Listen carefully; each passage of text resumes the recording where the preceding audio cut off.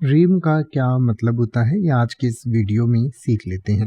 रीम के जो है अलग अलग कॉन्टेक्स्ट में अलग अलग मतलब हो सकते हैं।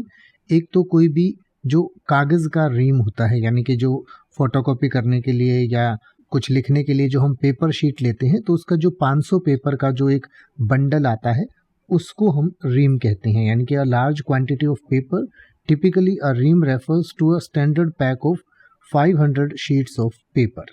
यानी कि 500 शीट का जो पेपर का रिम होता है उसे रिम कहा जाता है।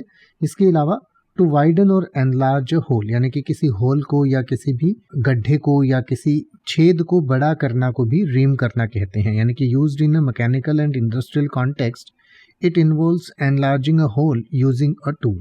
यानी कि अगर हम इंजीनियरिंग की या मैकेनिकल की बात करें या इंडस्ट्रियल कॉन्टेक्स्ट में बात करें तो किसी भी छेद को बड़ा करना को रीम करना कहा जा सकता है। इसके अलावा किसी को बहुत ज़्यादा क्रिटिसाइज करना को भी रीम करना कहते हैं। यानी कि to criticise strongly. Informally it means to scold or criticise someone harshly. यानी कि किसी को भी बहुत बुरे तरीके से या बहुत ही ज़्यादा स्ट्रांगली उसकी आलोचना करना, उसकी बुराई करना, उसको क्रिटिसाइज करना को भी रीम कहते हैं। और इसका एक और मतलब होता है टू फिल विद और एक्सट्रैक्ट फ्रॉम, यानी कि किसी चीज़ को किसी चीज़ से भर देना या किसी चीज़ में से किसी चीज़ को एक्सट्रैक्ट कर लेना, निकाल लेना। जैसे कि दूध में से मलाई निकाल लेना या किसी भी चीज़ में से किसी चीज़ को निकाल लेना को भी रीम करना कहते हैं, या किसी चीज़ को किसी चीज़ से भर देना को भी रीम कहा जाता है।